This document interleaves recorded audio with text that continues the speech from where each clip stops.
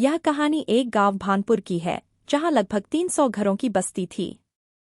उसी गांव के आखिरी छोर में एक सिंह परिवार झोपड़ी लगाकर रहता था।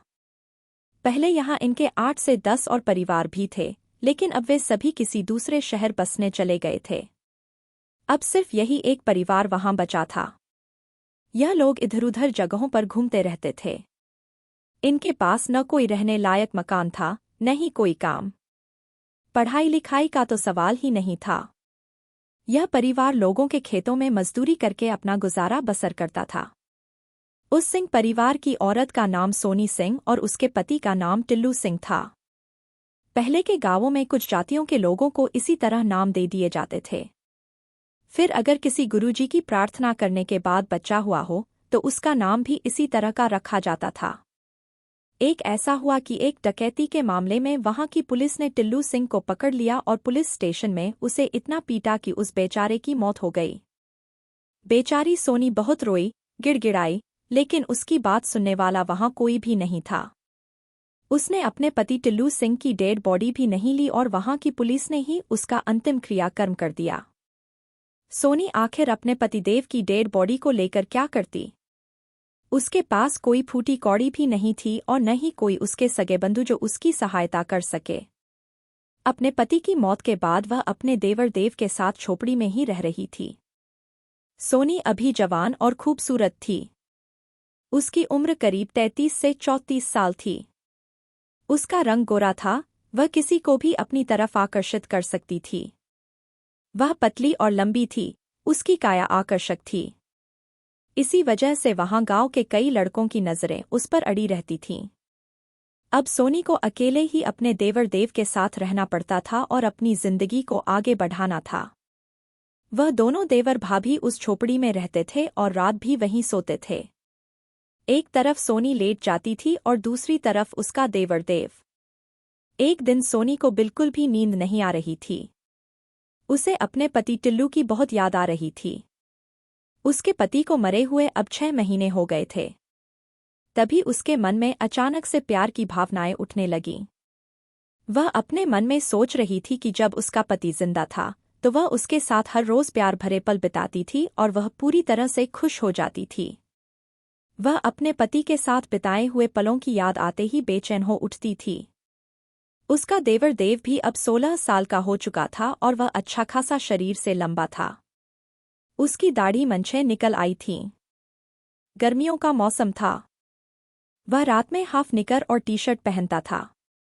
जब रात में सोने का वक्त आता, तो झोपड़ी में बहुत अंधेरा छा जाता, क्योंकि सोनी तेल की डिब्बी को बुझा देती थी। लेकिन फिर भी बाहर खंभों पर लगी लाइटों की हल्की रोशनी झोपड़ी में आ जाती थी। उसके मन में ख्याल आया कि अपने दिल को शांत करने के लिए क्या वह अपने देवर के पास चले जाए, लेकिन देवर के साथ ऐसा करना ठीक नहीं था। इसलिए उसने उस विचार को मन से निकाल दिया। उसने किसी तरह इधर-उधर करवट बदलते हुए पूरी रात निकाल दी।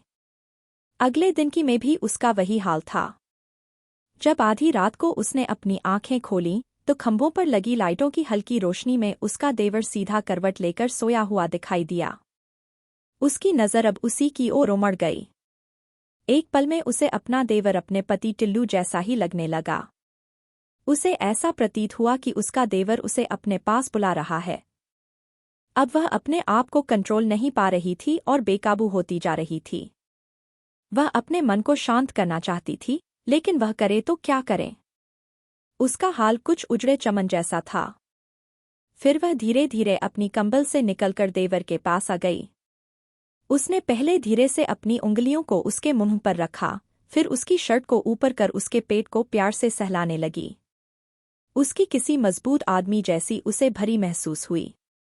शायद अभी भी उसे ऐसा ही लग रहा था जैसे उसका पति टिल्लू ही हो। फिर उसने हाथों के थोड़ी ऊपर की ओर उसके उंगलियों पर हाथ फिराने लगी। तभी उसका देवर देव उसकी इन हरकतों की छुअन से जाग गया, लेकिन उसका देवर मक्कार गाद ऐसे ही सोता रहा, जैसे अभी भी सो रहा हो। वह बड़ी कुतूहल से अपनी भाभी की हरकतों को महसूस कर रहा था। जब वह नन्हा सा था, तो उसकी भाभी उसका बहुत लाड प्यार करती थी और तब वह उसके शरीर पर इसी तरह प्यार से हाथों से मालिश करती थी। लेकिन अब उसकी भाभी का यह स्पर्श कुछ अलग ही महसूस कर रहा था। उसे लग रहा था जैसे उसके शरीर में झुरझुरी सी दौड़ गई हो। उसे यह सब क्यों हो रहा है, अपने नादानी उम्र में समझ नहीं आ रहा था। उसकी भाभी को लगा कि उसका देवर जाग रहा होगा। उसकी भाभी ने उसके कान के पास मुंह ले जाकर धीरे से बोला, देव, तुम सोए नहीं हो क्या? नहीं भाभी, तुमने ने मेरे शरीर पर जब हाथ रखा तो गुदगुदी से मेरी नींद खुल गई। उसकी भाभी बोली, तो क्या करूं देव? तुम्हारी जगह तेरा भिया सोया हुआ होने का मुझे एहसास हुआ। तेरे भिया की मुझे बहुत याद आती थी, इसलिए मैं तेरे पास आ गई। हाँ भाभी, मुझे भी भिया की बहुत याद आती है। रहने दो भाभी, अब तुम सो जाओ। बेचारी सोनी वैसे ही मन को दबाकर अंत में सो गई। फिर लगातार 1 सप्ताह तक उसने किसी तरह अपने आप को सहन किया, लेकिन उस रात वह अपने खुद को रोक नहीं पाई और अपनी दबाई हुई इच्छा पूरी कर ली। तब उसने कहा, देवर जी, मैं बहुत खुश हूँ। मैं इससे वंचित थी, तुमने मुझे वह सुख दिया। मुझे समझ नहीं आ रहा था कि तुम्हें किस तरह शुक्रिया अदा करूं। उसका देवर फिर खुश होकर बोला, हाँ भाभी, मुझे भी बहुत अच्छा लग रहा है। तुम्हारा मुरझाया हुआ चेहरा अब खिला हुआ दिख रहा है। हाँ देवर जी, तुम सही कह रहे हो। देव, कितने अच्छे लग रहे हो। भाभी, मुझे तुम बहुत पसंद हो भैया, तुमसे बहुत प्यार करते थे और मैं भी तुमसे बहुत प्यार करता हूँ। इसलिए मैं तुम्हें खुशी देने के लिए यह कर रहा हूँ। अरे, लेकिन वह तुम्हारे पति जी थे। तो क्या मैं भी तुम्हारा पति बन सकता हूँ? इसके लिए, देव, तुम्हें मुझसे शादी करनी पड़ेगी। तभी कोई किसी का पति बनता है। देव बोला, मैं भी भाभी, तुमसे शादी कर लूंगा। फिर तो मैं तुम्हारा पति बन जाऊंगा। देवर के साथ शादी करने का ख्याल लोग क्या सोचेंगे? कुछ तो सोचो। फिर दोनों चुपचाप दिन निकलने तक आराम से सोते रहे। अब हर दिन उनका इसी तरह खुशियों से बीतने लगा। कुछ दिनों बाद देव की भाभी को पता लगा कि वह पेट से है। इस बात की खबर उसने अपने देवर देव को बताई, मैं तुम्हारे बच्चे की मां बनने वाली हूं। भाभी, सच में? और मैं तुम्हारे बच्चे का पिता बनने वाला हूं। हम दोनों को एक प्यारा सा बेबी होने वाला है। कितना अच्छा है, भाभी। मुझे बहुत खुशी हो रही है। मैं उसे गोद में उठाकर खूब खिलाया करूंगा और उसे अपने साथ घुमाने ले जाया करूंगा।